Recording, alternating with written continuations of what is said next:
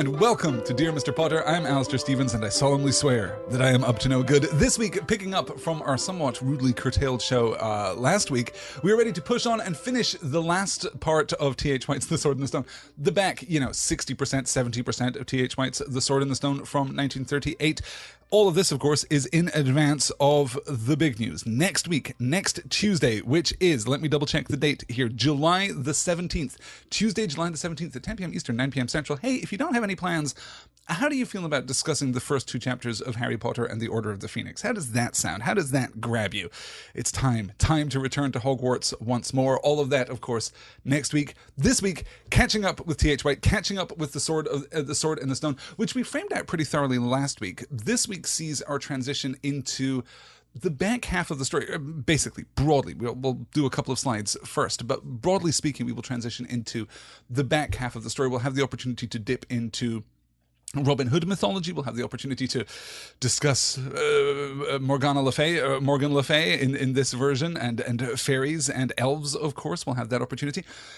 And then we'll kind of skip over some of the stuff in the back half of the book, because some of the stuff in the back half of the book is not as deft or as light on its feet as the first half of the book. You'll remember in our discussion last week, I commended T.H. White for being so very light on his feet, for being so very powerfully punctuatively specific, right? Like the point of a blade, he can be enormously specific and penetrate deeply, but he doesn't have to cut a swath in order to do so. I guess the better metaphor here to keep in this tone and the spirit of The Sword and the Stone is not actually to talk about swords, but to talk about lances, right? If we think of that scene where Wart and Kay are practicing their jousting technique, that hitting with the side of the lance is dangerous and causes a lot more devastation, and it allows your opponent to draw that much closer to you. Hitting with the tip, that is elegant. That is what a real knight does. And T.H. White is capable of doing that throughout the first half of the book, and really is capable of doing that throughout the entirety of the book. One of my favorite scenes in the entire book comes very, very close to the end, in fact, but there are a couple of forcible intrusions. This book was published originally in 1938 and was then republished as part of the Once and Future King collected edition, I suppose, in 1958, at which point we see three major changes. There are three major alterations to the original manuscript at that point. The Madame Mim sequence is entirely excised. There is no Madame Mim in the Once and Future King version of The Sword and the Stone, and we have the addition of two further sequences. We get the addition of the geese and the ants, neither of which, I have to say, works. Neither of which, I think, makes its point as deftly as it might. The ants, at least, allow for a certain satirical and hyperbolic excess, but the geese, I've never liked that scene. I've never engaged with it. The change in tone, the change in register, the degree to which the novel suddenly feels didactic and preachy, right? The degree to which the novel suddenly starts sounding like a sermon. The novel, let us be clear, has been a sermon all along, has been a sermon from page one, will be a sermon all the way to the end of the book. That is not a problem, right? The ability of good fiction to impart moral education is something to be roundly celebrated, something to certainly be enjoyed, particularly when it is done with that deft and light touch with which D.H. White is so expressive and so effortlessly capable, it would seem. But the geese sequence slips from that light on its feet, dancing with the reader, playful kind of discourse into a kind of heavy-hearted solemnity, which I don't think matches the rest of the book very well. There is a good argument, I think, that the goose sequence in tone could fit one of the later books in the Once and Future King series.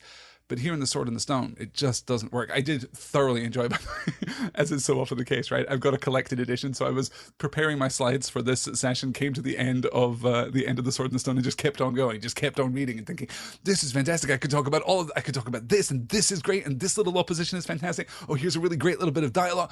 Oh no, I can't talk about any of this. This is not the book that we're covering. So maybe at some point in the future we'll return to the works of T.H. White. I'm particularly interested in what happens later in the series.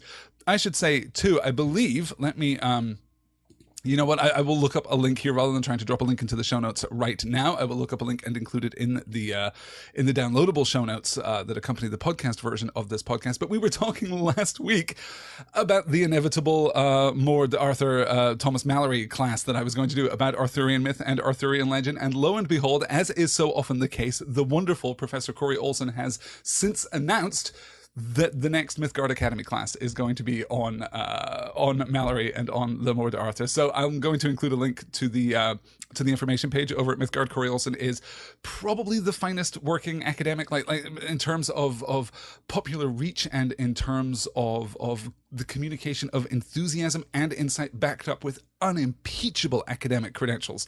Corey Olsen is where it is at. He is a man to whom I have looked for my entire podcasting career and my entire academic career, and I can't recommend his work highly enough. So if you are interested in getting into Thomas Mallory and you don't want to wait 3 years for me to get around to do it, then you can definitely check out Corey Olsen. And in fact, even if you are willing to wait the 3 years for me to do it, you should definitely check out Corey Olsen's work. I will be too. I will be there listening. I probably won't make it live to that. Yeah, the Tolkien professor, Angela is clarifying here. Of course, I'm just not talking about his title there, rather just his name. Yes. Okay. Good. C-Star saying, hi, I'm trying to do this while working in my office. I may miss some of the chat. C-Star, we won't tell anyone, I promise. I especially love the goose sequence and I'm very glad it was included. I wish that we could talk about this a little more. C-Star, we may have to circle back around to this. I may coax you out to the Point North Media Forum, which is once more active and thriving again, so that you can tell me a little more about what you love about the goose sequence. I would be very interested in that. I don't think it's a bad sequence, to be fair. I don't think that it is... I mean, it is a little 1958, right? It is a little proto Jonathan Livingston Seagull. It is a little, those 20 years between the publication of The Sword and the Stone and the publication of the collected edition of The Once and Future King, a lot has changed in the world, obviously, right? Like, the world is significantly different. There's obviously a preoccupation with communism and with the Red Scare, which leaches out into the book, leaches into into the text of The Sword and the Stone in a way that we might not expect, in a way that we might not anticipate. And I'm a fan, I should say, of Jonathan Livingston Seagull, right? I'm a fan of that kind of naturalistic parable. I'm a fan of those kinds of late mid-20th century fables. I think there's a lot of great work in that space. I remember being completely moved, having my mind expanded by Jonathan Livingston Seagull when I first read that book when I was maybe 10 or 11. And the goose sequence feels very much like that. It feels like a hybrid between that and the old LucasArts adventure game Loom, right? There's just, it's very heavy-handed and it's very stoic, I suppose. And to be clear, the goose passage, the ant passage too, they're communicating messages with which I am entirely in agreement. Like, I completely see where T.H. White is going, and I completely agree with him, which is why I think that these sequences might work even better for me in later books in the series, when we are actually dealing with books that are a little more heavy and a little more careful and a little more thoughtful and a little less sparky, a little less effervescent as this first book is, but they feel like insertions to me. They feel like deviations from the intent of the original text, which is unfortunately just a common feature of this kind of revisionist adaptation. This is one of the things that makes Professor Tolkien, of course, so remarkable, is that his entire career was revision. His entire career was this kind of auto adaptation, I suppose, right? He would go back and revise his own existing work, and do so with a great deal of sensitivity and care, so that the spots where you navigate from, where you transition from first draft to 18th draft, are so smooth that you would never know that you were doing it. There's an integration there which I really like. Jackie is packing out there on the West Coast. Jackie, I hope you keep us up with your packing adventures, and Instagram the whole process, I think. Yeah. Sister says, I liked it for the beautiful language, poetry, and natural history, not whatever parable it was supposed to be. That's completely fair. It is beautifully written, right? It absolutely is beautifully written. But as a parable, as a metaphor, I suppose, it's not quite as complicated as the other metaphors. And here we are, 10 minutes in, already still looking at the title card. So let's move in. I'm going to be completely self-indulgent, you guys. I'm going to be completely self-indulgent with this first slide, because this is not like a big significant slide. This is just a slide that I happen to love. The wart gently leaned his head against the smooth feathers, and the tawny owl, taking the rim of his ear in its beak, quite quickly nibbled right round it with the smallest nibbles. I shall call him Archie. I trust you will do nothing of the sort, exclaimed Merlin instantly in a stern and angry voice, and the owl withdrew to the furthest corner of the room. Is it wrong? You might as well call me Wal or Ollie, said the owl sourly, and have done with it. "Oh, Bubbles," it muttered in a bitter voice. Merlin took the wart's hand and said kindly, "You are young and do not understand these things, but you will learn that owls are the most courteous, single-hearted, and faithful creatures living. You must never be familiar, rude, or vulgar with them, or make them look ridiculous. Their mother is Athena, the goddess of wisdom. And although they are often ready to play the buffoon to amuse you, such conduct is the prerogative of the truly wise. No owl can possibly be called Archie." "I am sorry, Owl," said the wart. "And I am sorry, boy," said the owl. "I could see you spoke in ignorance, and I bitterly regret that I should have been so petty as to take offence when none was intended." The owl really did regret it, and looked so remorseful that Merlin had to put on a cheerful manner and change the conversation. "I love affectionate owls," says Becca here in the chat. Yes, me too. And courtesy. Courtesy, you guys. This is something that I have been missing in everyday life for a long while now. This kind of, not the observation of courtesy, right? It is not the simple observation of polite rituals intended to smooth that social transaction. The beat that I love the most here, I mean, I love Wart recognizing, oh no, you're right. Okay, Merlin, just backtracking through. What I love about this slide is this entire slide. Merlin imparting like the truth of owls to the Wart is fantastic. And I am not like an animal person in general, but I do have a soft spot for owls. I do have a soft spot for owls, probably because of this book and probably because of this very description. You must never be familiar, rude, or vulgar with them or make them look ridiculous. Their mother is Athena, the goddess of wisdom, and although they are often ready to play the buffoon to amuse you, such conduct is the prerogative of the truly wise. This is fantastic. So Merlin communicates the wisdom and the regality of owls to the wart, and the wart, of course, apologizes. He does so very simply. "I am sorry, owl," said the wart. And then Archimedes apologizes too. "I am sorry, boy. I can see you spoke in ignorance, and I bitterly regret I should have been so petty as to take offense where none was intended." That I have been so petty as to take offense where none was intended, this is absent now from the world. This is absent from 2018. The most common response, particularly in social media spaces in 2018, is to eagerly hunt for any possible crumb of offense, whether it was intended or not. This is genuine civility, and it's really quite lovely. It's really, really quite beautiful. Jackie asking, are owls traditionally associated with wizards? Yes, they absolutely are, going back all the way to the medieval period. All the way. Actually, if you go back further than that, you can go back into Greek myth, where owls are associated with wisdom, I guess. I'm thinking now about original Greek myth, and I'm not sure that that is true. Greek theater, certainly, and then the diasporic spread of Greek myth throughout the classical world is accompanied by these images of owls as figures of wisdom, but I'm trying to mentally track back how far that goes, and I'm afraid that my classics are failing me at this moment. But yes, I mean, there is a long established history of that connection, yeah. Let me see here as I check out. C-Star says, I met two owls named Oakley and Horton at a nature center yesterday. I wonder how they feel about their names. Oakley and Horton sound very, very good, actually. That sounds, yes, those are names I would think with those are names that I would associate with the regality of wise owls. Yes. Okay. Let's keep moving on here. As I say, that one was just for me. That one was just for my benefit, really. We're going to skip ahead to, a powerful interaction between the Wart and Merlin that foreshadows the Robin Hood adventure, of course, which is atypical for the episodic adventures that the Wart experiences in the course of The Sword and the Stone, partly because Kay is there with him, but also because it speaks to an entirely different tradition. The Robin Hood adventure is not speaking to this quasi-mythological, quasi kind of supernatural, explanatory, exploratory kind of experience. It is actually hearkening directly to English myth and English tradition. So we're going to talk about the Robin Hood myth, but more importantly here, we're going to talk about the Wart's understanding of chivalry, his understanding of heroism, his understanding of virtue. Here we go. Merlin turned round and looked closely at the boy through his spectacles. What is the matter now? He inquired nastily. His inspection had shown him the pupil was trying not to cry, and if he spoke in a kind voice, he would break down and do it.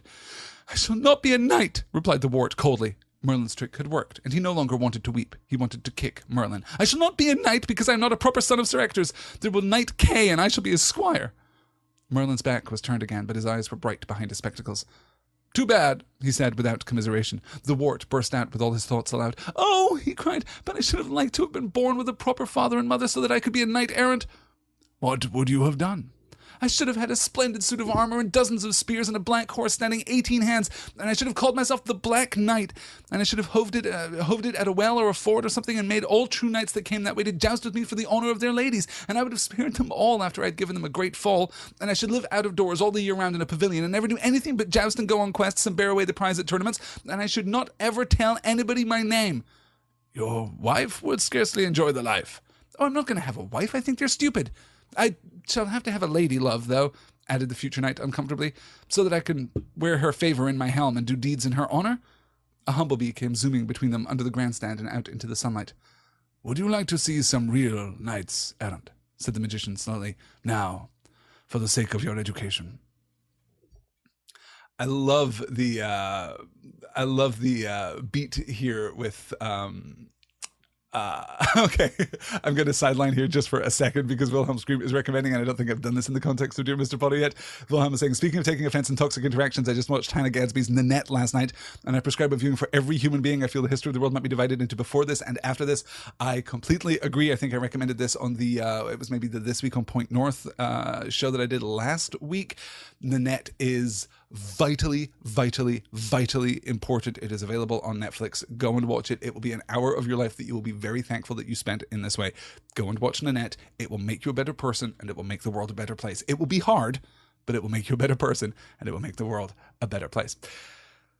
I love here the wart's understanding of the high points of chivalry, basically, right? This is storybook chivalry. This isn't even real chivalry by the standards of Wart's experience and the standards of Wart's world, which is, of course, a storybook rendition of the real world. This is stories within stories. This is double storybook level. But he's got the high points here. He understands the conventions and he understands the shape of the thing, the topography of the thing, right? He understands what it is to be a knight by the demonstration of a knight's skills, by the demonstration of a knight's purpose, by the demonstration of a knight's fealty and gentleness, all of those great, chivalric virtues laid out by the Duke of Burgundy, right? These are the virtues of the chivalric knight. I should have myself a splendid suit of armor and dozens of spears and a black horse standing 18 hands, and I should have called myself the Black Knight. Well, of course. Then he's going to challenge every knight that comes his way, and he will spare them all. He's never going to kill another knight that comes his way, right? First of all, he's going to make the knights joust with me for the honor of their ladies, and I should have spared them all after I had given them a great fall. So he is going to win the jousts, but then he is going to spare them. He's going to be both grand and merciful. This is his concept of what it is to be a knight. And I should live out of doors all year round in a pavilion and never do anything but joust and go on quests and bear away the prize at tournaments, and I should not ever tell anybody my name. That idea of anonymity folded into the idea of the chivalric knight is really interesting because it is in part to do with the not the denial of self, I suppose, but the surrendering of self to a greater whole. What matters for the Black Knight as an identity, as a person, like as a physical figure in the world, what matters for the Black Knight is not Wart, is not even Arthur. It is something grander and something greater. He is inhabiting his image there. He is breathing life into this three-dimensional representation of chivalry that he has chosen to represent here in the world. This is Wart's goal in life, is to be the very best kind of knight, but it is still a storybook knight. Yes. Becca saying, so by the end, Wart will have a harem of other knights lady loves. How sorted? Yeah, well, maybe. Yes. I don't think that he gets to keep the lady. I think it's for the honor, right? As long as the knight jousts honorably, then the honor of the lady love is protected. And then, of course, he himself must have a lady love. Your wife will scarcely enjoy the life. Oh, I'm not going to have a wife. I think they're stupid. I shall have to have a lady love, though, added the future knight uncomfortably, so I can wear her favor in my helm and do deeds in her honor.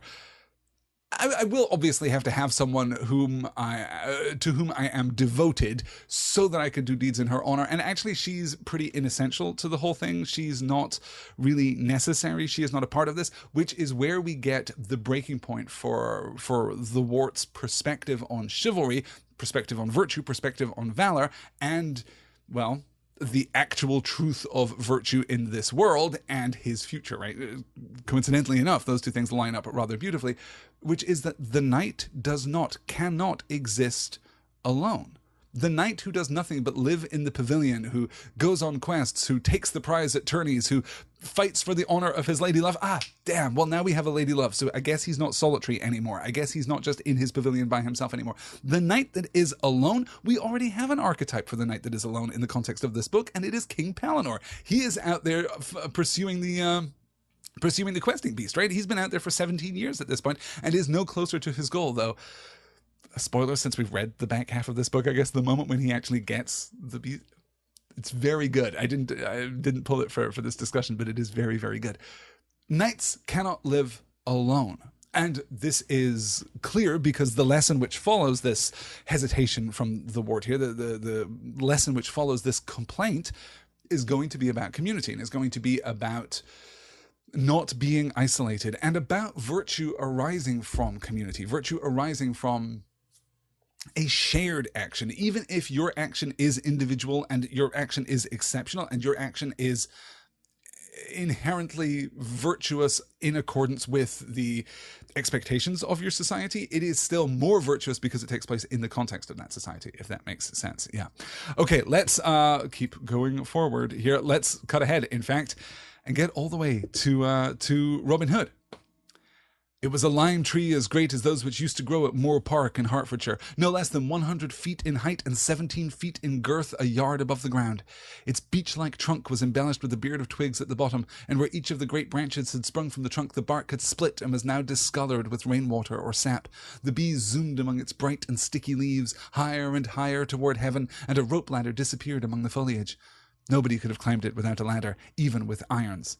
"You think well, Maister Key," said Little John, "and there be Meester Robin atween her roots." The boys, who had been more interested in the look-out man perched at the crow's nest at the top of that swaying and whispering pride of the earth, lowered their eyes at once and clapped them on the great outlaw. He was not, as they had expected, a romantic man, or not at first, though he was nearly as tall as Little John. These two, of course, were the only people in the world to have ever shot an arrow the distance of a mile with the English longbow. He was a sinewy fellow whose body did not carry fat. He was not half naked, like John, but dressed discreetly in faded green with a silver bugle at his side. He was clean-shaven, sunburned, nervous, gnarled like the roots of the trees, but gnarled and matured with weather and poetry rather than with age, for he was scarcely 30 years old. Eventually, he lived to be 87, and attributed his long life to smelling the turpentine in the pines. At the moment he was laying on his back and looking upward, but not into the sky. Robin Wood lay happily with his head in Marianne's lap. She sat between the roots of the lime tree, clad in a one-piece smock of green girded with a quiver of arrows, and her feet and arms were bare.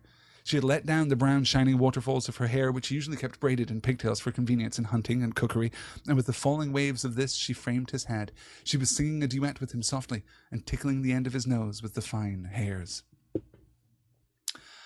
It's Becca asking, anyone else ever notice how Richard I gets to be the hero of every Robin Hood story? Well, the hero of every Robin Hood story, I guess, has to represent the dominant culture, right? The story of Robin Hood is, or at least the traditional story of Robin Hood, is the story of a man who is most representative of his society, who is driven into exile. Therefore, the happy ending of that story can only be the restoration of the status quo, which can only be sanctioned by the figure of authority. Yeah, I mean, that's kind of where we end up, necessarily, almost. But I would like very much to spend some time talking about Robin Hood. I'm sorry, I'm laughing because Wilhelm is making a joke in the chat that I think is maybe only for me. We're talking about pouches. We're talking about the where are we here? Knight checklist.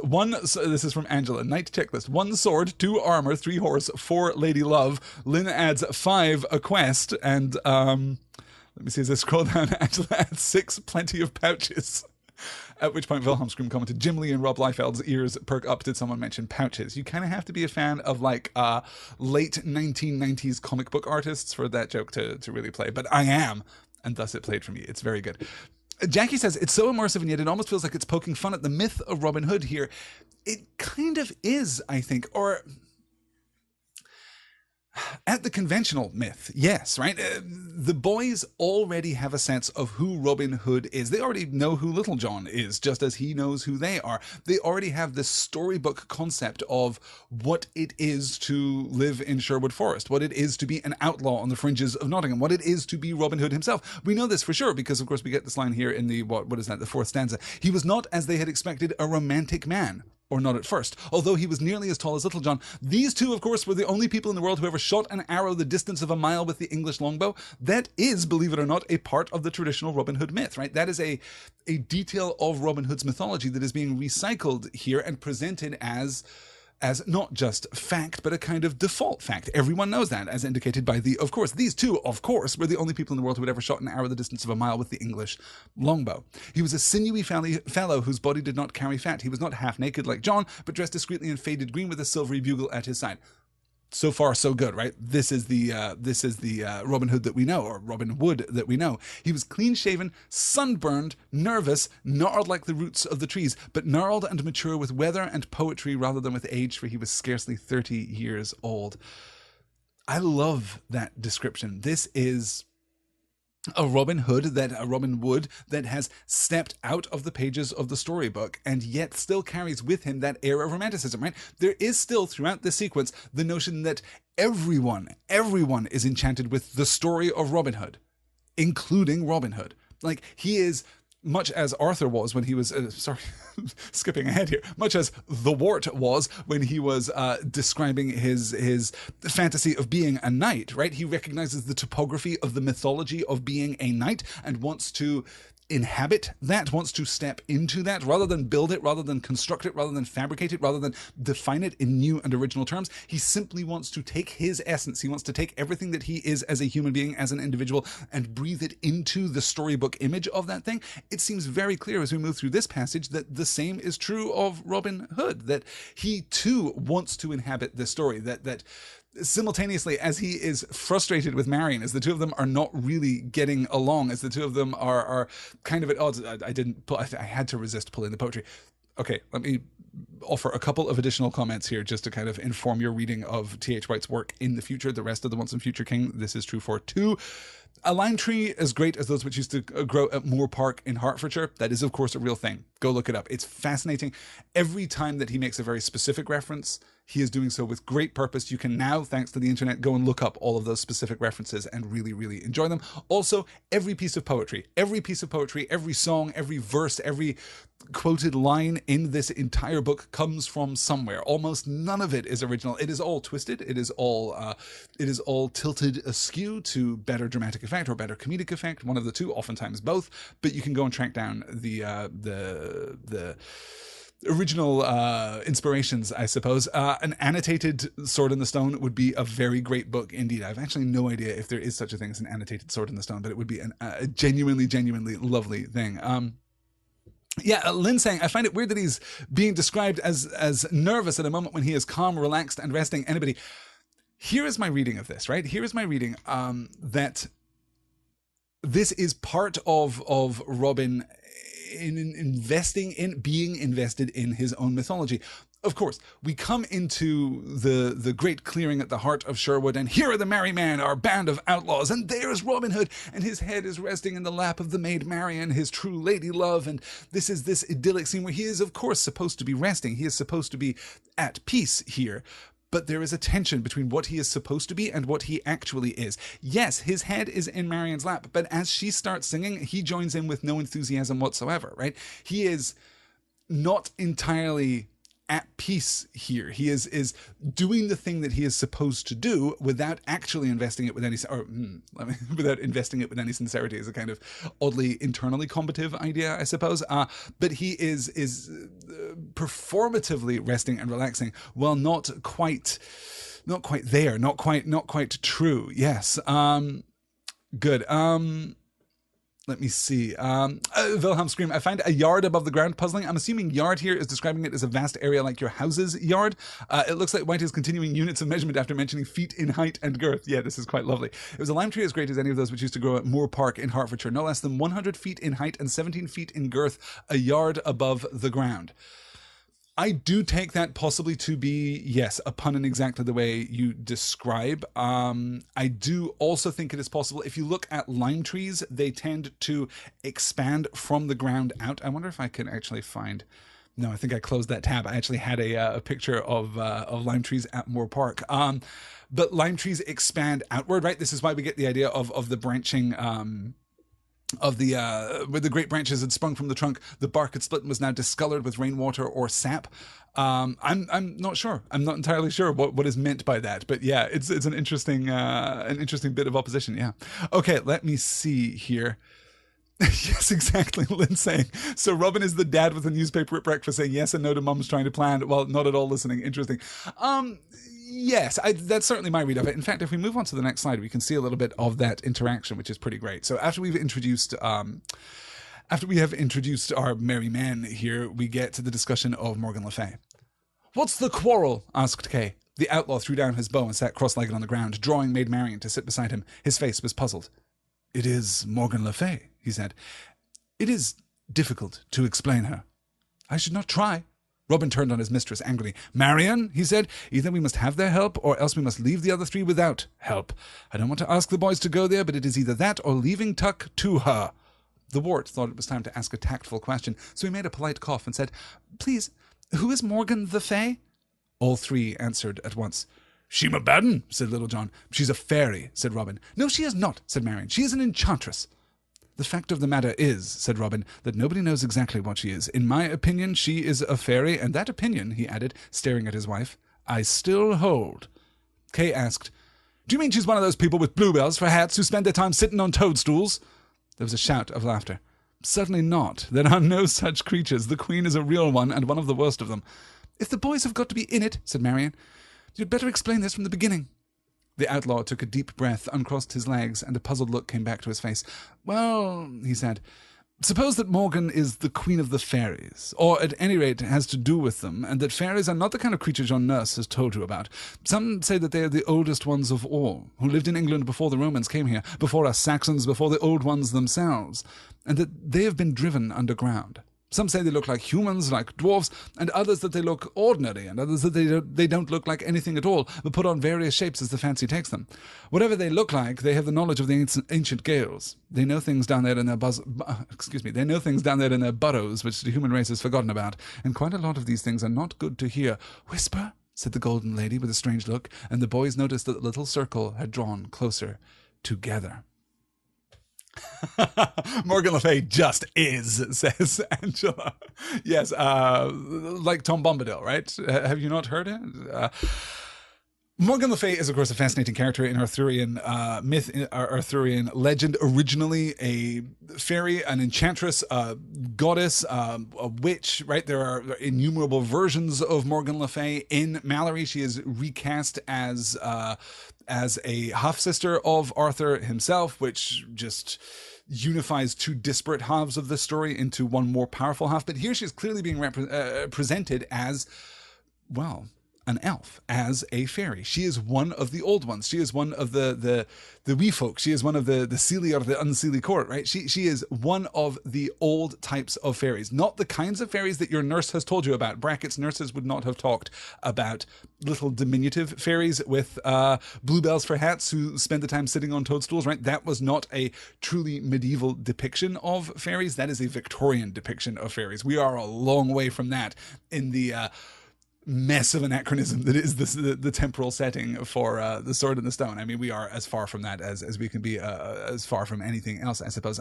Yes, fairies are not the kind of creatures your nurse has told you about. This comment, Tolkien approved, says Wilhelm Scream.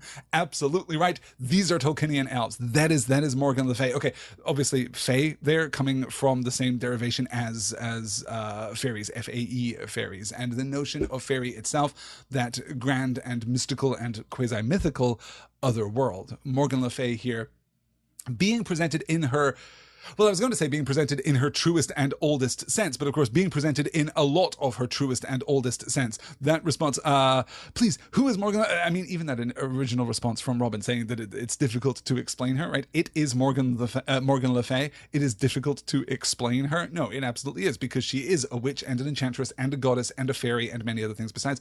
She's a bad 'un, she's a fairy. No, she's not. She's an enchantress. The fact of the matter is, said Robin, that nobody knows exactly what she is. In my opinion, she is a fairy. And that opinion, he added, staring at his wife, I still hold, right?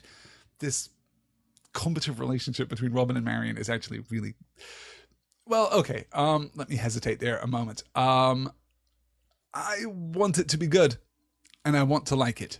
But that is because I want to take it as an inversion of the usual association that we have with Robin and Marion in the context of the Robin Hood myth, of course, and not necessarily as proof of T.H. White's satirical eye wandering away from Robin Hood mythology to marriage and relationships in general. Of course, as we discussed a little bit last week, T.H. White had a very complicated and passingly controversial private life. And it's not impossible that he is being sincerely acerbic in the sequence. For me, it plays well enough that I can read it as satire. I can read it as a part of this deconstruction of the whole Robin Hood mythos, right? I can read that and still enjoy it, so it doesn't bother me too much. But yeah, it's a little tricky there. Yes, I do love that we aren't making fairies small. Fairies are bad, says Becca. Yes, good. And Becca observing too, being married to an outlaw can't be easy. No, it really can't. We plunge onward into Morgan Le Fay and come to the killing of the Griffin, and then we're really going to pick up the... let me check the time here. Good. Okay, we're doing fine here. This is the killing of the Griffin at the end of this sequence, which again marks, in large part, marks a point of distinction between the first half of the book and the last half of the book. The wart was fitting an arrow to his bow. The cock feather would not go right. Everything was in slow motion. He saw the huge body coming blackly through the moon glare. He felt the claw that took him in the chest. He felt himself turning somersaults slowly with a cruel weight on top of him. He saw Kay's face somewhere in the cartwheel of the universe, flushed with startled excitement, and made Marion's on the other side with its mouth open, shouting. He thought, before he slid into blackness, that it was shouting at him. They dragged him from under the dead Griffin and found Kay's arrow sticking in its eye. It had died in its leap. Then there was a time which made him feel sick. While Robin got his collarbone, while Robin set his collarbone and made him a sling from the green cloth of his hood. And after the whole band lay down to sleep, dog-tired beside the body, it was too late to return to Sir Ector's castle or even go back to the outlaws' camp by the big tree. The dangers of the expedition were over, and all that could be done that night was to make fires, post sentries, and sleep where they were. Wart did not sleep much. He sat propped against a tree, watching the red sentries passing to and fro in the firelight, hearing their quiet passwords and thinking about the excitements of the day. These went round and round in his head, sometimes losing their proper order and happening backwards or by bits. He saw the leaping Griffin, heard Marion shouting, "Good shot!" listened to the humming of the bees muddled up with the stridulation of the grasshoppers, and shot hundreds and thousands of times at popinjays which turned into griffins. Cain, the liberated dog boy, slept twitching beside him, looking alien and incomprehensible as people can do when they are asleep, and Cavil, lying at his good shoulder, occasionally licked his hot cheeks. The dawn came slowly, so slowly and pausingly that it was impossible to determine when it had really dawned, as it does during the summer months. It's, Becca asking rhetorically, not rhetorically, I suppose, rhetorically for me, because I'm afraid I do not know the answer, but Becca saying, anybody know who the heck Maid Marian is supposed to be? Historically, she doesn't exist, so I'm always fascinated. No, I have no idea where she comes from. I don't even know the first attestation of Maid Marian in a Robin Hood myth. Certainly by the time the myths are developed by... codification in the late 16th century, mid 16th century, I suppose. She's a part of the story, right? She's a part of the romance. And I guess that is the point of her inclusion, is that in order for Robin Hood to be a romance, there has to be a lady, right? For exactly the same reason as Wart the Knight, as the Black Knight needs a lady love so that he can do great deeds in her honor, so Robin Hood needs, narratively speaking, a Maid Marian, but I have no idea where she comes from or what the original concept for that character was. If you find out, I hope you'll either do a podcast or just let us know about it. But yeah, really, really interesting. Okay. I wanted to pull this slide to talk about the slaying of the Griffin, of course, and also the way in which the reality of this quest, right? He has just been Wart has just been talking to Merlin about going on quests and accomplishing great things, and now he has gone on a quest. But this is what quests are really like. They are dark and painful and confusing, and then over and also still unresolved. That is what adventures are really like. He's trying to do his best, right? There is the shape coming at him. He's trying to fit his arrow to his bow, and he can't. The cock feather would not go right. Everything was in slow motion, right?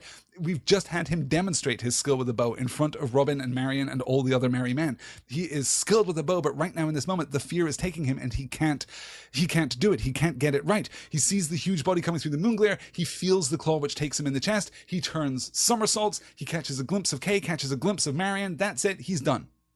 He might as well be dead. And he would be dead if not for the fact that Kay, not usually occupying the position of hero of the story, right? That Kay has managed to kill the griffin with an arrow through the eye. And then it's just the painful resetting of his broken collarbone. How many times in fiction have you heard of a protagonist having their collarbone broken? That seems like a really specific and intimate and painful bone to break. I don't know. I've never broken my collarbone, so I don't know what it feels like. I have only ever broken my arm, so I've never had that particular experience. But when I think about a broken collarbone, it feels awful. Like that feels painful in a way which is unglamorous, painful in a way which is not romantic in the Arthurian sense, painful in a way that is not, chivalric and noble and so on and so forth, right? Better to lose a hand, Jaime Lannister style, or better to I don't know, just get a scratch across the face or whatever, right? There are better wounds that you can suffer. There are more heroic wounds that you can suffer than a broken collarbone. That seems, it seems pretty terrible, yeah. It's a typical fracture for horse riders. Not so bad as that, says Lynn. I'm very glad to hear that. Thank you for that, Lynn. I have obviously no experience of that. My imagination tells me that it would be terrible. I'm glad that it's maybe not that terrible. Thank you for that. But in any case, this is not a glamorous wound. This is not a knightly or courtly wound, I suppose. This is the reality of adventuring. This is what actually happens to you when you set out to enter into myth. Yeah. Oh, and skateboarders, says Jackie too. I suppose that makes sense, right? Broken collarbones would happen all the time for skateboarders. Yeah. Wow. Yeah. Okay. Maybe I need to recategorize how I think of it. Obviously, for science, I just need to go and break my collarbone. And wow, I'm going to feel really stupid if in the course of the next, 6 months, I actually somehow, through misadventure, break my collarbone. I'm going to feel very stupid for talking about this on a podcast and inviting that calamity, because human beings can build narratives out of anything. Let me tell you. Speaking of which, let us move on. We're going to take a quick look at the arguments of ants. And then we're really going to progress into the final arc of the book. I'm going to have, 6 slides, 7 slides, something like that for the very end of the book. So we can progress through and really look at how that's all, that all hangs together. Angela's still adding to her necessary list of things for Knight's 8 courtly wounds. Courtly wounds, yes. So this is from the ant episode here. The first one was arranged as follows. A. We are so numerous that we are starving. B. Therefore, we must encourage still larger families so as to become yet more numerous and starving. C. When we are so numerous and starving as all that, obviously we shall have a right to take other people's stores of seed. Besides, by then we shall have a numerous and starving army. It was only after this logical train of thought had been put into practice and the output of the nurseries trebled, both nests meanwhile getting ample mesh for all their needs from Merlin, for it had to be admitted that starving nations never seem to be quite so starving as they cannot afford to have far more expensive armaments than anybody else. It was only then that the second type of lecture was begun. This is how the second kind went. A. We are more numerous than they, therefore we have a right to their mash. B. They are more numerous than we are, therefore they are wickedly trying to steal our mash. C. We are a mighty race and have a natural right to subjugate their puny one. D. They are a mighty race and are unnaturally trying to subjugate our inoffensive one. E. We must attack them in self-defense. F. They are attacking us by defending themselves. G. If we do not attack them today, they will attack us tomorrow. H. In any case, we are not attacking them at all. We are offering them incalculable benefits.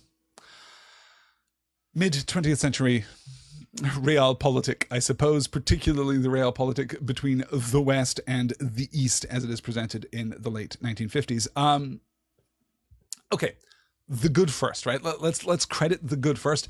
This is nicely written. This is nicely balanced. It is nicely composed. It has a kind of oratorical rhythm to it, a rhetorical rhythm to it that I really enjoy. It is reminiscent, particularly that first lecture, I suppose. We are so numerous that we are starving, therefore we must encourage still larger families so as to become yet more numerous and starving. When we are so numerous and starving as all that, obviously we shall have a right to take other people's stores of seed. Besides, we shall by then have a numerous and starving army. That is positively Douglas Adams, right? That is I made the connection last time, actually, without remembering this passage at all. I had made the connection in last week's session between T.H. White and like the comedic tradition of the Cambridge Footlights that leads to Monty Python, that leads directly to Douglas Adams.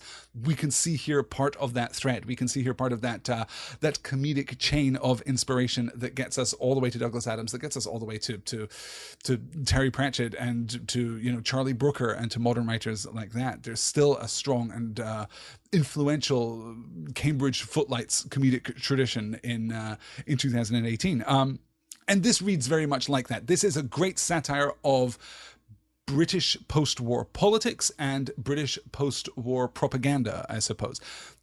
In a broader sense, of course, this is all about narrative. This is all about controlling the story. It is about turning the facts, which are, as ever, incidental, trivial, and unimportant things, turning the facts to suit your narrative purpose. Narrative is not composed of a single fact held in suspension, right? A single fact, a single beat cannot be a story. A story happens when you apply cause and effect to these facts, when you array them in an order that leads from one to the next, to the next, to the next, formulating whatever narrative you desire. Which is true, as you see, when we get to the slightly more pedantic, still very satirical and still quite engaging, but slightly less impressive logical formulation of the second lecture here. We are more numerous than they, therefore we have a right to their mash. They are more numerous than we are, therefore they are wickedly trying to steal our mash, right?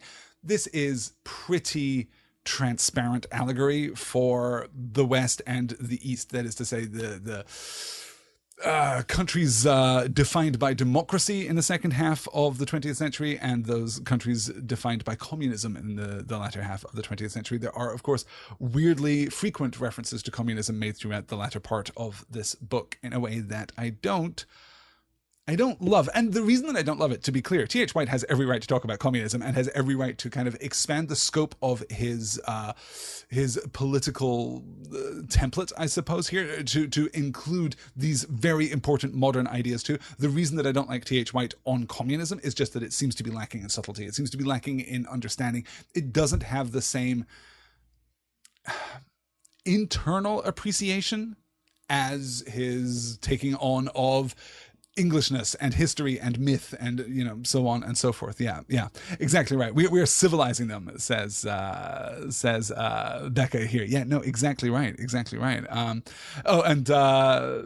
Angela saying, don't joke about breaking a collarbone because we're learning from June. First you say it, then you do it. You're fulfilling prophecy. Yes. Good. No, it is. I mean, it is astute. To rewind to the beginning of today's session. It's not that I don't like this. It's not that I don't think that the ant allegory doesn't have a place. It absolutely has a place. It's just the tonal shift with the rest of the book. And I do prefer the ants, actually, to the geese in terms of being... well, gosh, that's tricky, isn't it? In terms of the tone, I prefer the ants to the geese. In terms of the subject matter, I prefer the geese to the ants. In terms of the edits made to The Sword and the Stone for the Once and Future King editions. This is smart. This is, as I say, Adamsian. This is very, very representative of British satire, right? If we think this is 1958 that The Once and Future King is published, so we're 10 years out from Monty Python's Flying Circus at this point. This Footlights tradition is already well established, and of course, this is drawing from P.G. Wodehouse and from other writers in that tradition too. So it's completely consistent with that particular thread of British comedy writing. I'm a big fan of that particular thread of British comedy writing. I think this is astute. Had this been a short story, I would have loved it. As a part of The Sword and the Stone, the revised The Sword and the Stone, I like it less, I have to say. Okay, let's push on to the last arc here of the story. This is just a very quick acknowledgement of something that we discussed a little bit last week, but kind of got lost in the shuffle, which is the evocation. You remember in last week's session, I was talking a little bit about the ways in which the summer is depicted as being archetypally good, that summers in memory always exceed summers in reality. That is to say that the summer is long and hot and perfect, and the evenings are cool and it rains and it's just idyllic, right? Those of you who were with me for the Point North Media patron exclusive book club discussion for Terry Pratchett and Neil Gaiman's Good Omens will remember me talking about this in the context of Lower Tadfield, right? Which has this optimal microclimate because it has storybook weather. And everything has storybook weather in The Sword and the Stone 2, which is called out right at the beginning when we're talking about the summer, and called out here again years later, in fact, as we approach winter, or as we are in the midst of winter. It was Christmas night, the eve of the Boxing Day meet. You must remember that this was in the old merry England of Gramarye, when the rosy barons ate with their fingers and had peacocks served before them with their tail feathers streaming, or boars' heads with the tusks stuck in again, and there was no unemployment because there were too few people to be employed. When the forests rang with knights walloping each other on the helm, and the unicorns in the wintry moonlight stamped with their silver feet and snorted their noble breaths of blue upon the frozen air. Such marvels were great and comfortable ones. But in the old England there was a greater marvel still. The weather behaved itself. In the spring the little flowers came out obediently in the meads, and the dew sparkled and the birds sang. In the summer it was so beautifully hot for no less than 4 months, and if it did rain just enough for agricultural purposes, they managed to arrange it so that it rained while you were in bed. In the autumn the leaves flamed and rattled before the west winds, tempering their sad adieu with glory. And in the winter, which was confined by statute to 2 months, the snow lay evenly, 3 feet thick, but never turned into slush. What is most interesting about this is not just the storybook idea that in the past the weather was perfect. The weather was exactly what it was supposed to be. There is a complicating factor here, which I completely adore. And that complicating factor is that the weather is not this way because the olden days are better than the present times, right? It's not just the fact that the old times were glorious and we live in a fallen world. That's not just what T.H. White is getting at, because he's pointing out that the weather is ordered. The weather behaved itself. It's not just that the weather naturally fell into these patterns. No, the weather does as it is told. In the winter, which is confined by statute to 2 months. By law, the winter is supposed to last for 2 months, and so the weather obliges, so the weather obeys, so the weather follows its instruction. Why does the weather follow its instruction? Well, in part because we have a king. And because kings rule with more than temporal authority. Kings rule particularly in the mythic, the merry England of Gramarye, right? This mythic ancientry. In this world, kings rule by divine right. There is an accordance there between society and the natural world, between civilization and the natural world. Things are unified. That is to say that society, the England of Uther Pendragon, and ultimately, of course, yes, the England of King Arthur in its most fullest representation, will be the pinnacle of all creation. It will absolutely sit at the top of that pyramid, and all the natural world will be ordered beneath it.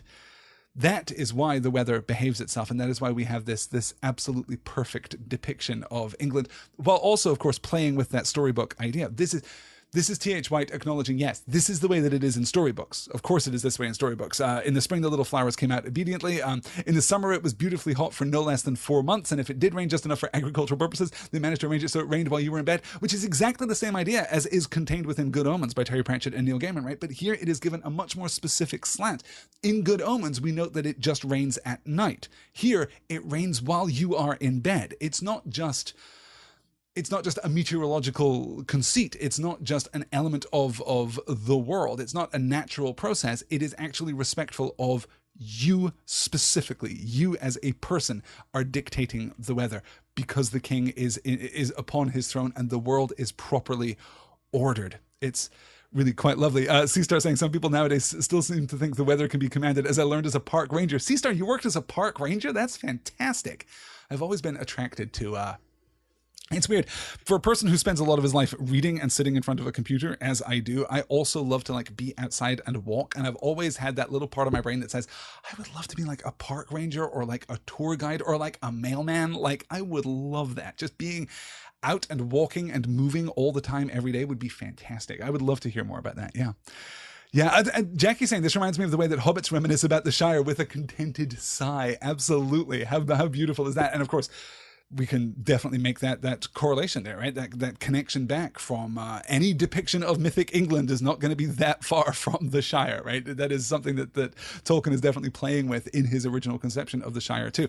I absolutely love this passage. This is so gorgeous. The evocation of detail is just so acute and specific and perfect, right? The rosy barons ate with their fingers and had peacocks served before them with all their tail feathers streaming, or boars' heads with the tusks stuck in again, and there was no unemployment because there were too few people to be employed, and the forests rang with knights walloping each other on the helm. Walloping is such a brilliant casual playground word. I love how that works. They're not killing each other, of course. They're walloping each other, and their helms are ringing like bells. And so we have this music of the forest is all over the place. Knights are pairing off and just smacking merry hell out of each other in the head with their swords. And the unicorns in the wintry moonlight stamped with their silver feet and snorted their noble breaths of blue upon the frozen air. Never let it be said that T.H. White was anything less than a fantastic novelist, right? He has a command of the language which is incredibly admirable. It's actually wonderful to be talking about T.H. White right now in the context of the patron exclusive book club discussion of Frank Herbert's Dune, because for the longest time I have argued that Frank Herbert is just not a very good writer. And that is true, I think, in a conventional sense. It is perhaps more true to say Frank Herbert does not seem to give a damn about the conventional approach to writing a novel, or at least within the frame of Dune is doing something else that appears slapdash and perfunctory in the context of Dune. But he is a much better writer than a lot of people give him credit for. A great storyteller, but also I am now learning for the first time in my career, I am now learning a great writer too. The same is true of T.H. White. Let's keep going. We've got one more slide to get through here before we get to my favorite slide in the book. So here we go. As the years went by, Kay became more difficult. He always used a bow too big for him and did not shoot very accurately with it either. He lost his temper and challenged nearly everybody to have a fight, and in those few cases where he did actually have the fight, he was invariably beaten. Also, he became sarcastic. He made the sergeant miserable by nagging about his stomach and went on at the wart about his father and mother when Sir Ector was not about. He did not seem to want to do this. It was as if he disliked it, but he could not help it. The wart continued to be stupid, fond of Kay, and interested in birds. Merlin looked younger every year, which was only natural because he was. Archimedes got married and brought up several handsome families of quilly youngsters in the tower room. Sir Ector got sciatica. 3 trees were struck by lightning. Master, I have no idea how to pronounce this in the Anglo-Saxon. The W should be pronounced like a double O, so it should be like Toyati? Toyati, something like Tuati, something like that. I'm really not sure. Master Tuati came every Christmas without altering a hair. Master Pasaloo remembered the new verse about King Cole. The years passed regularly, and the old English snow lay as it was expected to lie, sometimes with a robin redbreast in one corner of the picture, a church bell or lighted window in the other, and in the end it was nearly time for Kay's initiation into a full-blown night. Proportionately, as the day became nearer, the two boys drifted apart, for Kay did not care to associate with the wart any longer on the same terms, because he would need to be more dignified as a knight, and could not afford to have his squire on intimate terms with him. The wart, who would have to be the squire, followed him about disconsolately as long as he was allowed to do so, then went off full miserable to amuse himself alone as best he might. A couple of interesting details. The most interesting, the most charming here for me is the reference here to the Victorian tradition of sending Christmas cards, right? The early 20th century tradition of sending Christmas cards. The old English snow lay as it was expected to lie, sometimes with a robin redbreast in one corner of the picture, a church bell or lighted window in the other, right? This is peak Victoriana that is happening here. These are conventional Christmas cards, which is just absolutely lovely. Becca pointing out, Kay is failing the condescending portion of the chivalry test. He is, because Kay is not a good knight. Kay is actually very quietly in the prose of this novel going to be presented with a test of his chivalry. And I am very glad to say that when that moment comes, he passes it. He actually passes the one test that is presented to him. But yes, he is not a good knight. What he is, though, is a completely ordinary person. He is maturing. He is growing older. He is moving into his adulthood, and he is having some of the joy and the wonder taken out of the world for him, right? He is finding himself less satisfied and less completely himself. Why is he finding himself less satisfied? Because he is playing this role. As the years went by, Kay became more difficult. He'd always used a bow too big for him and did not shoot very accurately with it, right? So he's not good at shooting because the bow is outsized. The bow is not suited for him. He is not actually embodying himself. He is not embodying his body, I suppose. He is not living as himself. He is playing the part of someone who uses a larger bow. He lost his temper and challenged nearly everyone to have a fight. And in those few cases where he did have the fight, he was invariably beaten. Also, he became sarcastic, right? This is presented as an equally heinous thing, and of course would have been much more heinous in the mid-century period for T.H. White. Kay is not who he is, right? It was as he did not seem to want to do this. It was as if he disliked it, but he couldn't help it. Kay has been caught up in his own story. Kay has been caught up in his own narrative. And this is the quiet tragedy that clouds our time, that shrouds our time. This is the quiet tragedy that leads so many people into suffering and misery, being caught up in a story over which you have no control, feeling that you ought to play your part, feeling that you ought to fulfill your narrative, and not either having the agency or authority to define that story, or believing that you don't have the agency or the authority to define that story, having someone else tell your story for you, pretty damn dangerous. Or worse still, creating and crafting a story that is untrue, that isn't actually sincere, that isn't representative of who you are, of perpetrating this story, of continually retelling this misaligned and discordant story, and thereby creating that tension between who you really are and the person that you are presenting yourself as. This takes us through the passage of time. Let's get to my favorite slide in the entire book. I'm going to have a sip of coffee before we get to this because I've got to read this slide aloud. Here we go. "The best thing for being sad," replied Merlin, beginning to puff and blow, "is to learn something. That is the only thing that never fails. You may grow old and trembling in your anatomies. You may lie awake at night listening to the disorder of your veins. You may miss your only love. You may see the world about you devastated by evil lunatics, or know your honor trampled in the sewers of baser minds. There is only one thing for it, then, to learn. Learn why the world wags and what wags it. That is the only thing which the mind can never exhaust, never alienate, never be tortured by, never fear or distrust, and never dream of regretting. Learning is the thing for you. Look at what a lot of things there are to learn. Pure science, the only purity there is. You can learn astronomy in a lifetime, natural history in 3, literature in 6, and then, after you've exhausted a myriad lifetimes in biology and medicine and theocriticism and geography and history and economics, well, you can start to make a cartwheel out of the appropriate wood, or spend 50 years learning to begin to learn to beat your adversary at fencing. After that, you can start again on mathematics until it's time to learn to plough." "Apart from all these things," said the wart, "what do you suggest for me just now?" "Let me see," said the magician, considering. "We have had a short 6 years of this, and in that time I think I'm right in saying that you have been many kinds of animal, vegetable, mineral, etc., many things in earth, air, fire, and water." "I don't know much," said the wart, "about the animals and earth." "Then you have never met my friend the badger." "I've never met a badger." "Good," said Merlin. "Except for Archimedes, he's the most learned creature I know. You will like him." I'm a big fan of the badger, too, when we get to that. But, of course, if you have known me at all, if you have listened to a moment of a podcast that I have produced over the course of the last decade, if I am in any way familiar to you as a human being and person in the world, it probably won't surprise you to learn that this is my favorite slide in the entire book and one of my favorite passages in any book ever. This is, for me, it.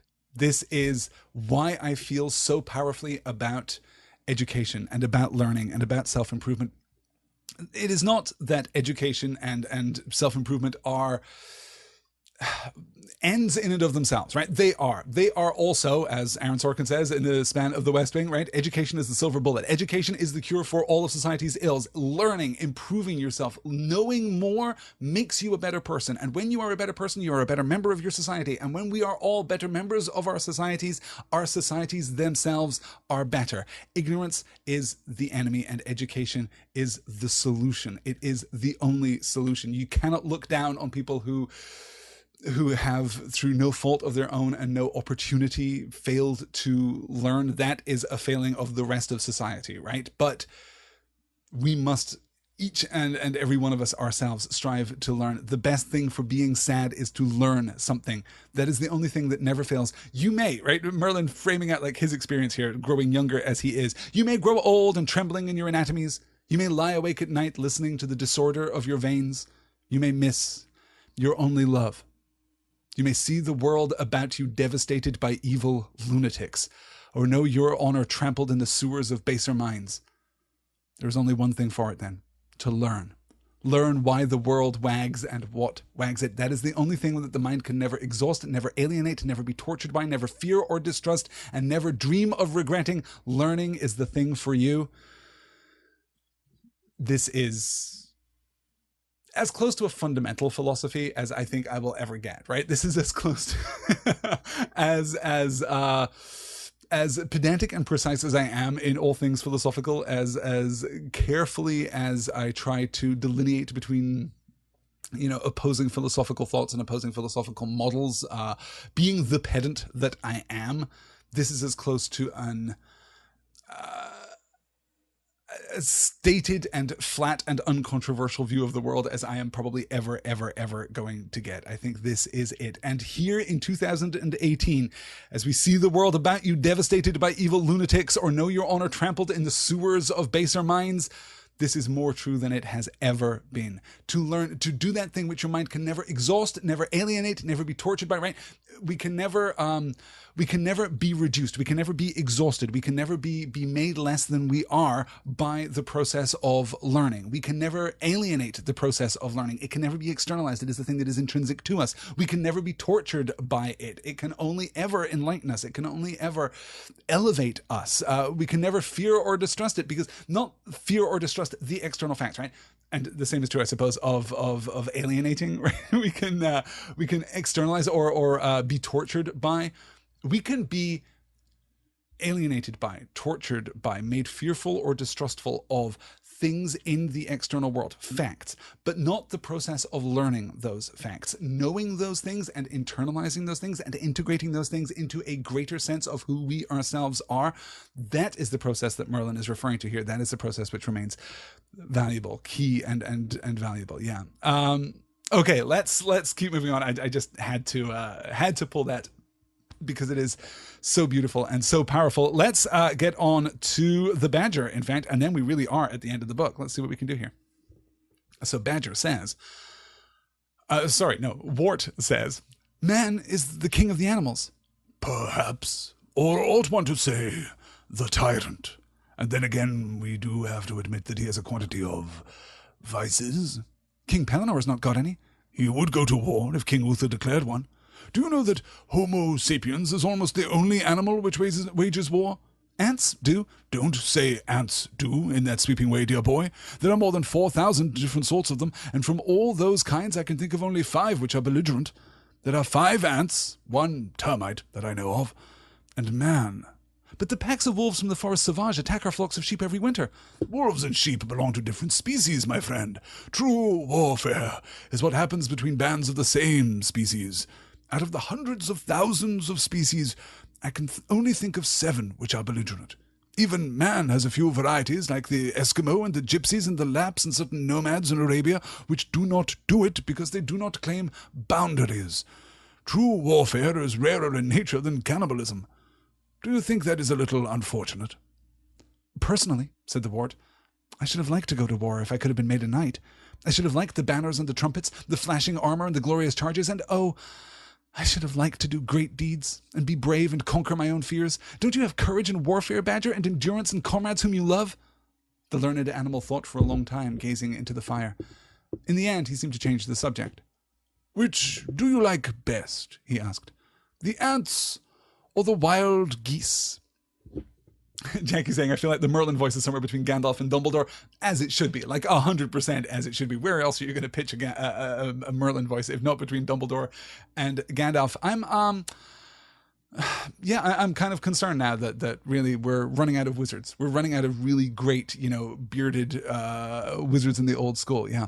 And here we have the deconstruction of war and warfare. Of course, we saw this from the ants earlier. Again, don't love that. And obviously this passage has also been adapted to include the reference to the ants. We will note here right at the end that Old Badger does not turn the subject of the conversation quite as forcefully as Wart apparently believes that he does. The learned animal thought for a long time, gazing. Okay, let's actually track back. Personally, said the Wart, I should have liked to go to war if I could have been made a knight. Okay, I would have liked to go to war. Why? I should have liked the banners and the trumpets, the flashing armor and the glorious charges. Not the conflict, not the killing, obviously, but not even the victory, not even the domination of others, not even the taking of what you want, not even the accomplishing of your stated goals, just the banners and the trumpets and the flashing armor and the glorious charges. Wart would have got everything that he wanted from war, from a joust, from a tourney, right?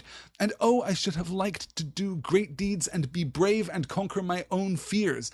Don't you have courage in warfare, Badger, and endurance and comrades whom you love? Don't you have courage in warfare, Badger? Wart is talking about himself. He's not talking about killing anyone else. He's not talking about dominating anyone else. He is not talking about the might is right philosophy which underpins parts of this book, or which is held up as a focal point of the book, but only in a mocking and challenging tone, right? The entire book is constructed around the rejection of the philosophy that might makes right. And of course, Arthur, as he becomes king, is going to invert that too, is going to face his own challenges in accordance with that tradition, but is certainly going to challenge the idea that might makes right. The learned animal thought for a long time, gazing into the fire. In the end, he seemed to change the subject. Which did you like best? He asked. The ants, or the wild geese? Is the Badger changing the subject? Is he actually pulling away from the conversation and the question that Wart has asked him? Don't you have courage in warfare, Badger, and endurance and comrades whom you love? There's nothing in the community of ants that speaks to love, and nothing in the community of ants that speaks to courage.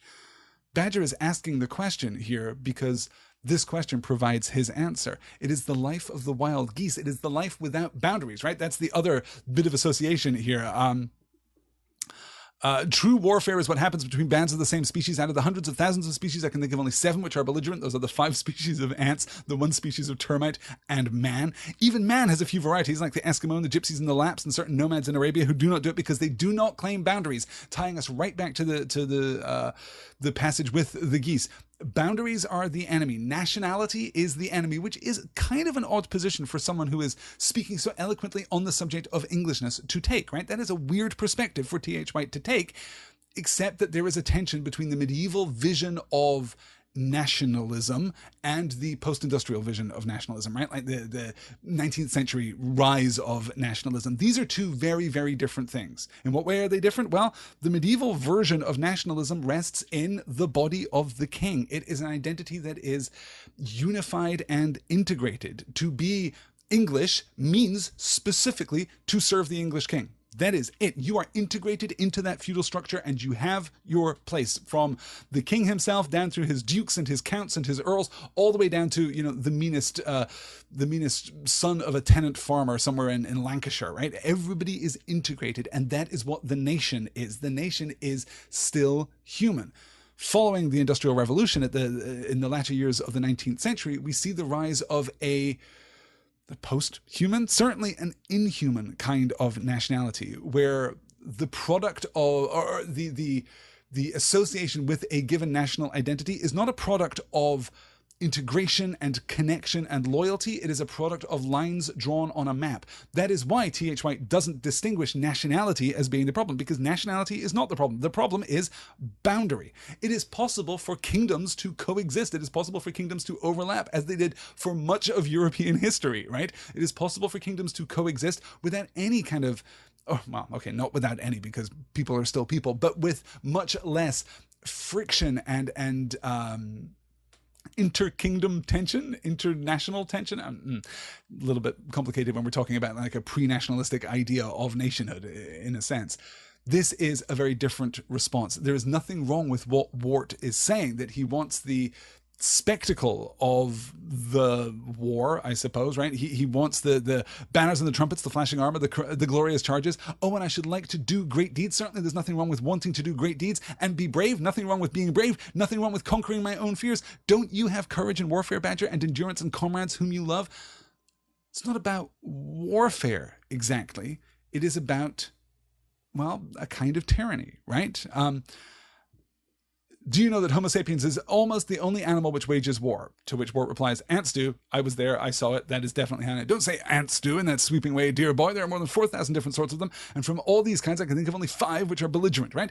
And Wart responds, very fairly, but the packs of wolves from the forest sauvage attack our flocks of sheep every winter. Wolves and sheep belong to different species. True warfare is what happens between bands of the same species.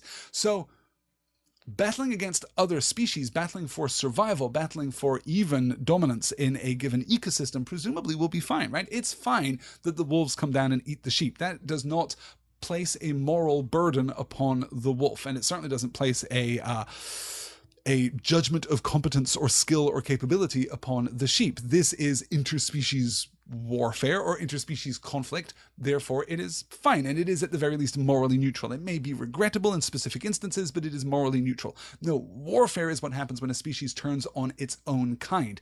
That it's no coincidence that he says that it is rarer than cannibalism here. All of this, of course, is going to become extremely important as we move into the rest of the Once and Future King.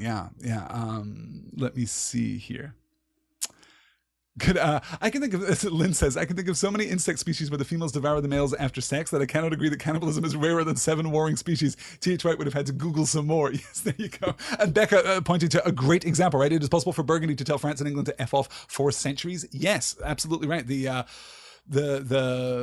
nation state-dom of Burgundy is absolutely, like, the history of Burgundy, absolutely fascinating. And of course, all through France and Spain, Portugal, look at Catalan, right? The history of Britain actually has, for all of the long wars in Britain between like Scotland and England in particular, for the division of Ireland, for the battle for a national identity of Wales in opposition to and in complement to England and the rest of the United Kingdom, right? Britain has a terribly complicated history, and British history in this regard is as naught compared to the history of any part of the continent that you might want to name. Like any part of Europe you can go to and find incredibly complicated political and military histories.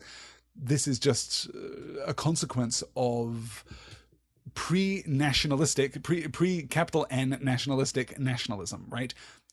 It's a very complicated thing that, unfortunately, we're getting very close to getting the limits of my knowledge here. But yes, good. All right, let's keep moving on because I still have 3 slides to do and only 10 more minutes to do them. Let's move as quickly as we may here because, you guys, it's time. King Uther Pendragon is dead. "The sword," said King Pellinore, "is stuck through an anvil which stands on a stone. It goes right through the anvil and into the stone. The anvil is stuck to the stone. The stone stands outside a church. Give me some more mead."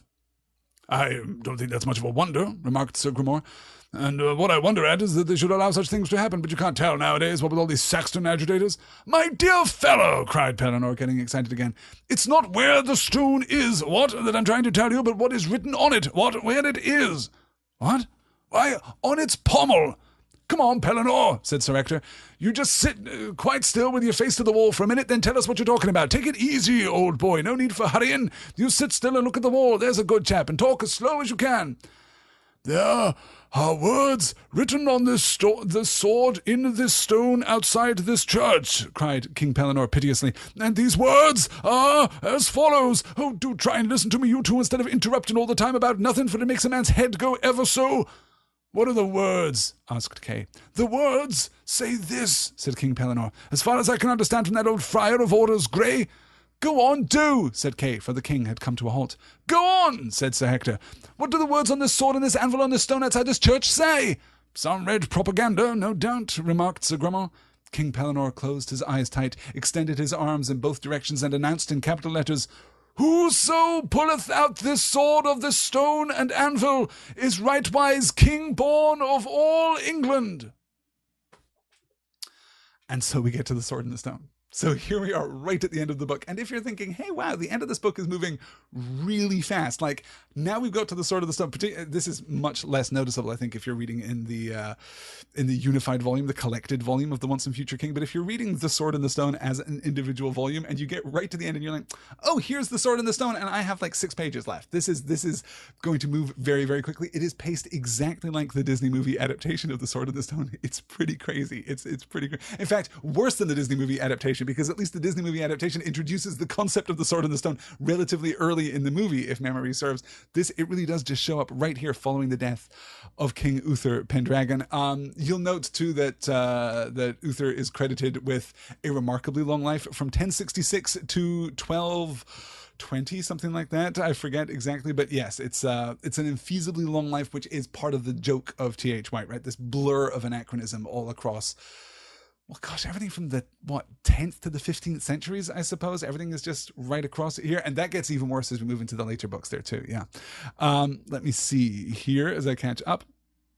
That's not how you become a king, says Becca Eller. You need a saucy tart and a lake, loving its scimitars. Yeah, Lynn saying he had a Numenorean lifespan. Uther did. He sure did, didn't he? Yeah, that was my first thought too, was, no, actually like 140 years of being king. That seems about right for, oh, no, wait, this is England, not Middle Earth. Yeah, yeah. Okay, so we get the introduction. I love this dialogue. It is so much fun. It is so brilliant. And of course, we're coming in very late to this scene. We've already had a page worth of comedy of errors of King Pellinore trying to explain about the sword in the stone in the anvil outside the church, but it's just lovely. The pedanticism, right? The precision with which he's trying to communicate this point in that first line. The sword, said King Pellinore, is stuck through an anvil which stands on a stone. It goes right through the anvil and into the stone. The anvil is stuck to the stone. The stone stands outside a church. Give me some more mead.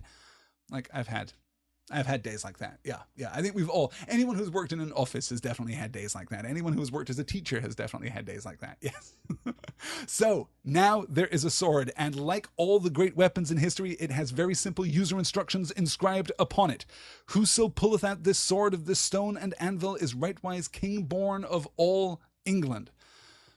I will just skip over the some red propaganda, no doubt, remarked Sir Grummore, a late intrusion into The Sword in the Stone. This is from the 58 edition of The Sword in the Stone, because T.H. White had some strong feelings about communism, it turns out.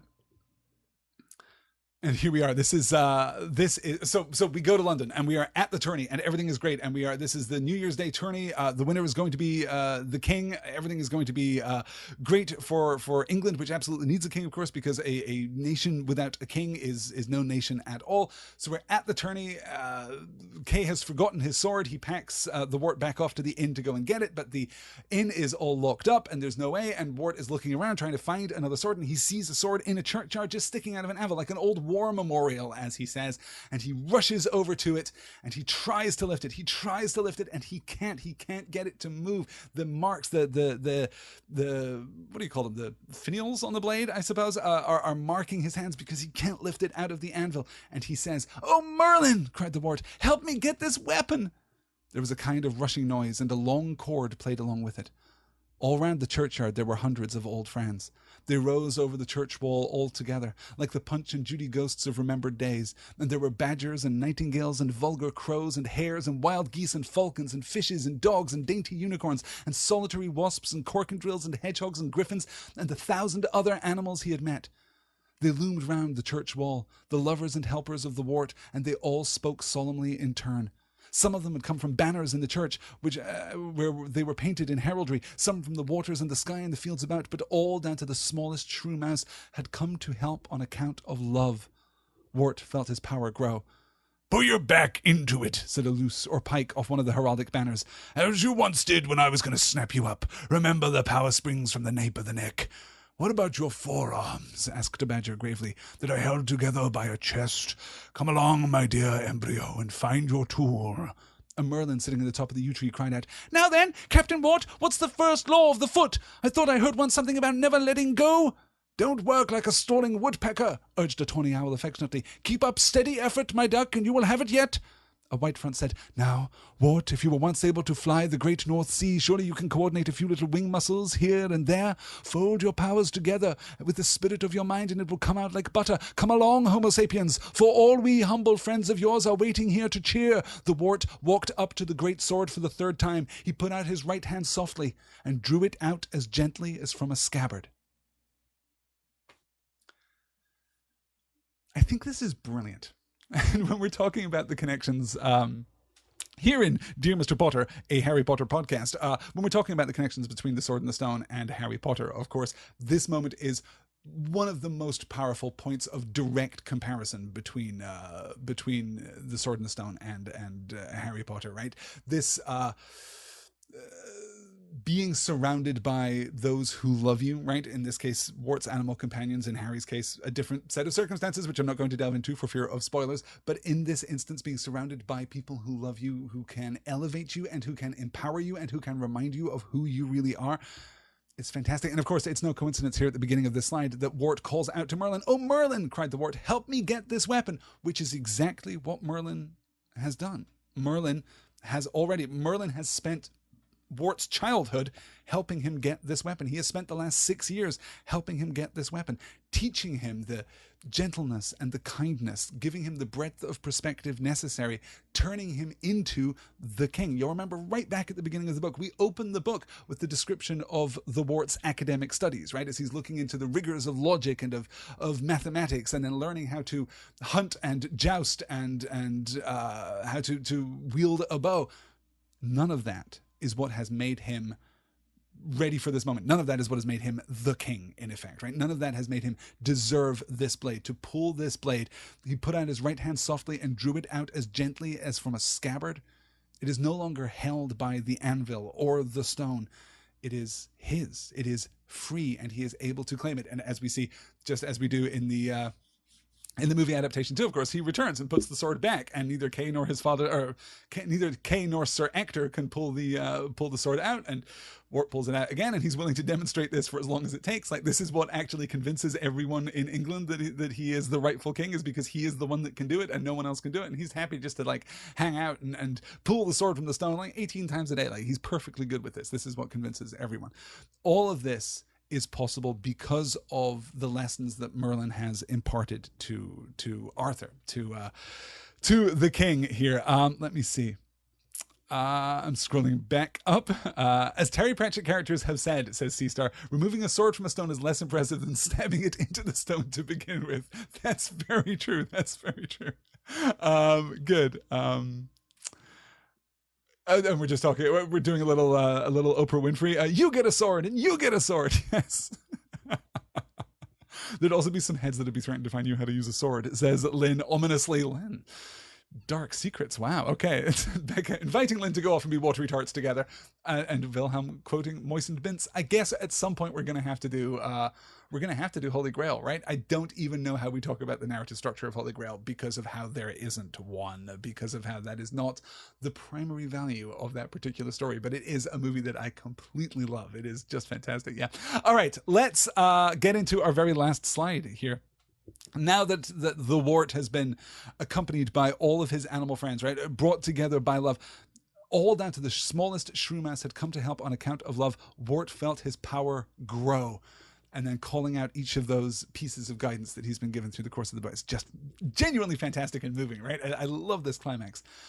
Then we get the beat with Kay. Oh, I said that Kay would be tested as a knight is tested. He is tested. Sir Ector demands to know if Kay is telling the truth, right? He clearly knows that Kay is not telling the truth when Kay claims to have pulled the sword out on his own. But when tested, Kay tells the truth. And that is what is important. Kay passes his test and thus shall remain Galadriel, right? He passes his test and proves himself worthy here of being like a good man, of being like a member of his society, I suppose. Yeah. All the way to the end now. This present was a dunce's cap, rather like a pharaoh's serpent, which you lit at the top end. The Wart lit it and watched it grow. When the flame had quite gone out, Merlin was standing before him in his magic hat. "Well, Wart," said Merlin, "here we are, or were, again. How nice you look in your crown. I was not allowed to tell you before or since, but your father was, or will be, King Uther Pendragon, and it was I myself, disguised as a beggar, who first carried you to Sir Ector's castle in your golden swaddling bands. I know all about your birth and parentage, and who gave you your real name. I know the sorrows before you, and the joys, and how there will never again be anybody who dares to call you by the friendly name of Wart. In future it will be your glorious doom to take up the burden and to enjoy the nobility of your proper title. And now I shall crave the privilege of being the very first of your subjects to address you with it, as my dear liege lord, King Arthur." "Will you stay with me for a long time?" asked the Wart, not understanding much of this. Yes, what? Said Merlin. Or rather, as I should say, or is it have said, yes, King Arthur. And so, the mystery is revealed. I love how freely we play, by the way, with the notion of Wart's parentage all the way through. I love that beat where Sir Ector reveals to the Wart that I'm not your father, lad. I hate to have to tell you this, and he's like, "No, I know. No one's ever said that you were it's fine. I completely understand that I'm an orphan. It's totally cool. Don't worry about it. But still, you are my father, right?" That is super progressive for a book written in 1938, and I love it quite a lot. But this is completely gorgeous. This brings us to the end of The Sword and the Stone. Let me move ahead, and here we are. Harry Potter and the Order of the Phoenix. As promised, next week we begin Harry Potter and the Order of the Phoenix. Chapters 1 and 2, Dudley Demented and a Peck of Owls. That's at 10 p.m. Eastern, 9 p.m. Central, on Tuesday, July the 17th. We are going to try to hold to our Goblet of Fire schedule for Order of the Phoenix, where we're going to do 2 chapters a week. We're going to try quite hard to hold to that schedule. In fact, Order is, of course, an even longer book, and, well, I suppose, perhaps slightly less uneven than Goblet of Fire. We shouldn't have those long gaps where there's much less to talk about, where we're going to be able to move forward with a pretty consistent rate and pace through Harry Potter and the Order of the Phoenix, chapters 1 and 2, Dudley Demented and a Peck of Owls, 10 p.m. Eastern, 9 p.m. Central, Tuesday, July the 17th. You guys, that is going to do it. And then we're going to do Half-Blood Prince, as Becca was pointing out. I didn't know Half-Blood Prince was your favorite, Becca. That's really interesting. I was just saying the other day that Half-Blood Prince is probably my least favorite, but I am thoroughly expecting to be turned around in that appreciation when we get to it again, when we revisit it again after Order of the Phoenix. Yes. Good. Okay.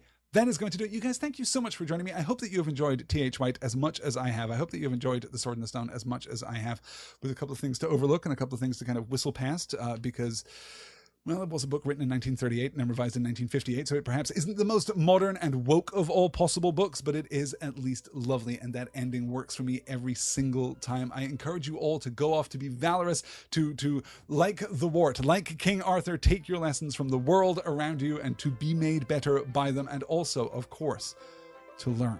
That is the lesson that we will take from the pages of T.H. White's The Sword and the Stone. I will talk to you all again very soon. Until then, thanks for watching, and mischief managed. Goodbye.